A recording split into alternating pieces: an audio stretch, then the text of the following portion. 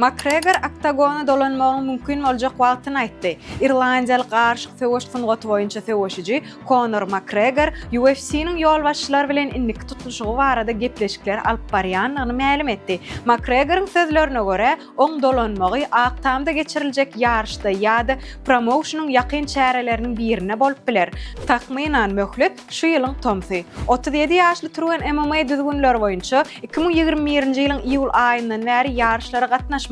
Oň soňky tutuluşy UFC 264-de Amerikalı Dustin Poirier bilen bolupdy. Şol duşukda Makgregor aýagyna şiket ýetenligi sebäpli birinji raundda teknik knockout bilen ýeňildi. İrlandiýaly söwüşçiniň sportyň garşyk söwüş sungaty görnüşine gatnaşan tutuluşyklaryny 22 ýeňişi we 6 ýeňişi bar. Siziň pikiriňizçe Conor Makgregor oktagona gaýdyp gelende öňkü ýaly üstünlük gazanyp bilermi? Pikirleriňizi teswirlerde belläň.